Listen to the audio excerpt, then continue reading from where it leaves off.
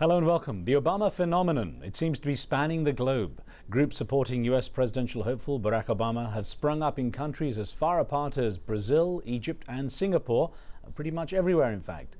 In America too, his message of hope and change you can believe in has brought new voters to the polls and massive crowds. When Barack Obama started his run for the presidency, he promised to bring US troops home from Iraq and enter direct negotiations with Iran. But now, months after months of tough campaigning, some believe he's beginning to backpedal on those pledges. Our question today is, why are so many people around the world counting on Barack Obama, and can he deliver on his message of change and hope? Don't forget, we take your views. Our contacts are at the bottom of your screen. Well, joining us for our discussion today is Gene Healy, Senior Editor at the Cato Institute. He's the author of the just-released book, The Cult of the Presidency, America's Dangerous Devotion to Executive Power. And to get an international perspective on the candidacy of Barack Obama, we're joined by Khalid Hassan of the Daily Times, a leading newspaper in Pakistan, and Charles Smith of the South African publishing house Media 24. Gentlemen, welcome to the program. Thank you.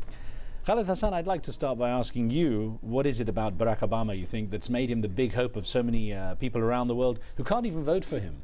No, but there's a great deal of excitement about him. He's seen as a very exciting, a very charismatic figure, and people believe that he will really bring in change, not only in America, but to the world. And especially they feel that the present incumbents of the White House, or the incumbent of the White House, is really not sensitive to the concerns of developing countries, especially countries where Muslim governments are in power.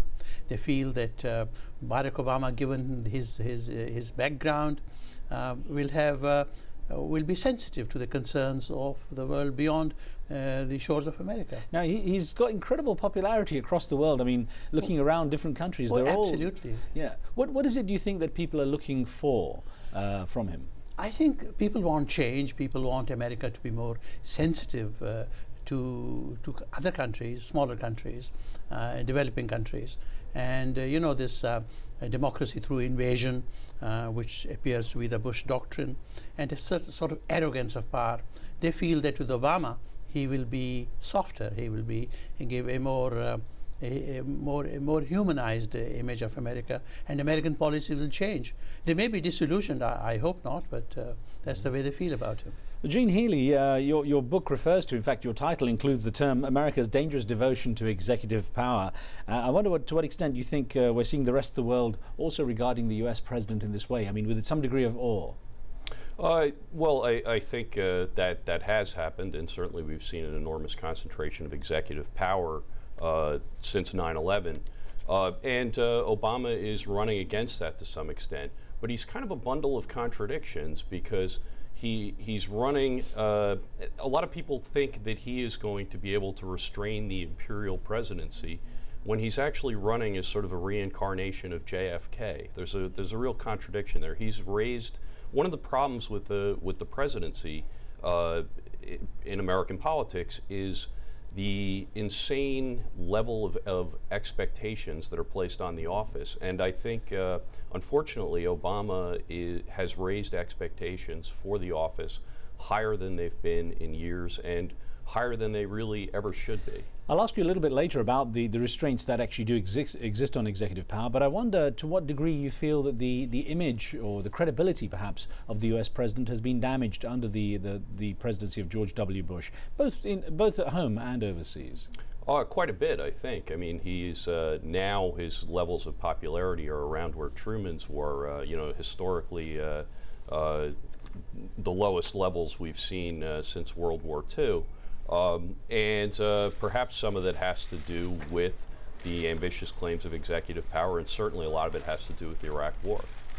Charles Smith, great to have you with us as well, and I've got to ask you, is it a given that just because Barack Obama is African American, that Africans would naturally support him? I guess that's got a lot to do with it, but that's not, that's just the first answer. But you know, his message of hope is really what grabs people's attention in Africa. His ability to reach out to people and to talk to people. and he's sort of a new leader that stands out in the world, not because he's African American.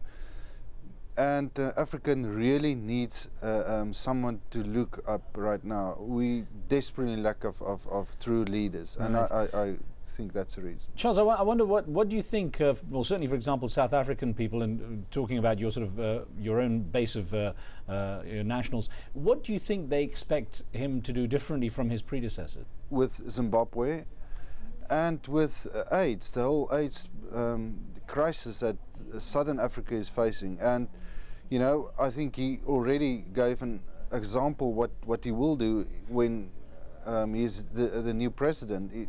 It was a couple of years ago when he visited South Africa, and he told the leaders, black leaders, and said, you know, you must solve this AIDS crisis. You cannot go on as you did, and I think that's sort of the example people are looking for. Not just handing out money, not just greeting, not just visiting them and disappearing in 2 or 3 days, but really committing him to solving crisis. I think that's what people are. Well, Khalid Hassan, you know, of course, a lot of people around the world are very skeptical of the U.S. relationship, America's relationship with Israel, and an email that came in from Oman touches on that, if I can put this to you. This email from Khalid Al-Haribi in Salalah in Oman says, Obama's message of change, hope and dialogue is the main reason for his popularity around the world. But the constant pressure from all sides has caused him to backtrack. His unwavering support for Israel is the same as any other presidential hopeful, which makes absolutely no sense to the rest of the world. So to what extent do you think, and certainly, you know, looking at people in Pakistan, you were saying about the Muslim countries sort of access? I think two things. Number one, in Pakistan and in all Muslim countries, the fact that Obama has been attacked in a most unfair and underhand manner by the evangelists and by all kinds of right-wing, mindless lobbies for being a crypto-Muslim who is not declaring that he's a Muslim, that has won him a lot of sympathy and support. And people are not naive. They know that he's not a Muslim.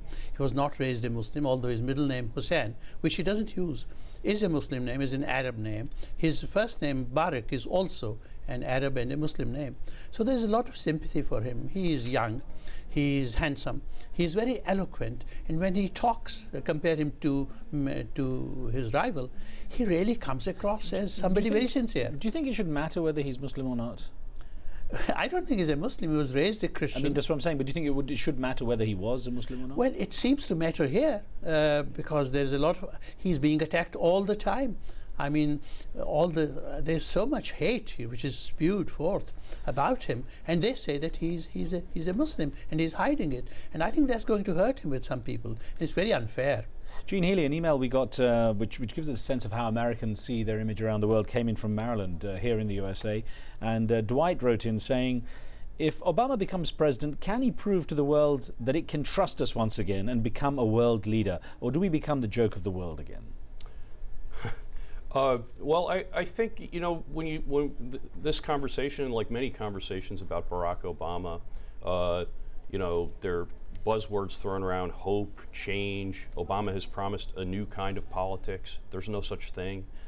He has raised expectations to an absurd degree, and I think that people at home and abroad may be surprised at the political constraints he operates under.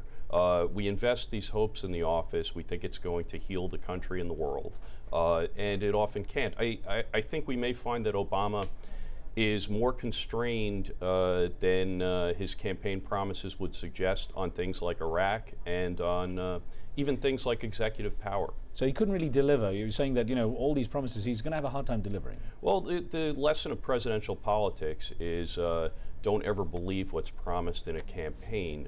Woodrow Wilson ran on keeping America out of World War I. FDR ran as a budget cutter.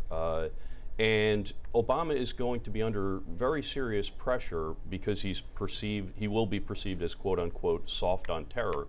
He will have, for good or for ill, I think mostly for ill, he will have more to prove if there are further terrorist attacks, and he will have, in an odd way, you know, someone with an image like McCain would be in a better position to take a more restrained approach abroad, because his credibility on these issues is not questioned. Unfortunately, McCain is a dyed-in-the-wool national greatness conservative who believed much of the Bush doctrine before Bush believed it.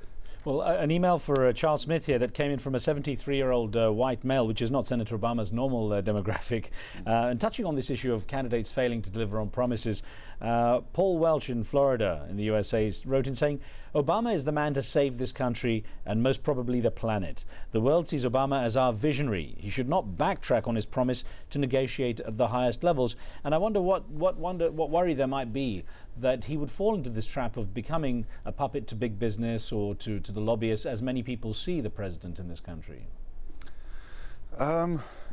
Yes, I think you can just take his word for it right now, but a puppet, I definitely don't believe it. I don't believe any other three candidates right now would be a puppet for big business or anybody else. But you know, I just slightly disagree with what's been said right now. Is that if you look at South Africa and you know where the leadership failed the country wasn't by solving the big crises, but by solving the small sort of crisis that develops every day. And where Mbeki failed the country was you know, he didn't lend his ear to the people in the townships, where they over 3-4 years became hunger, and where people from Zimbabwe, Malawi, every other country in the world, in Africa, slipped into South Africa.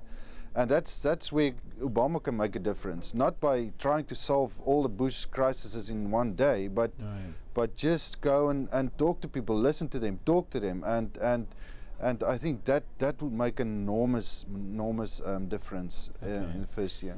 Well, gentlemen, we're going to take a very short break here. Don't go away. We'll be back with more of our discussion on the Obama phenomenon after this break.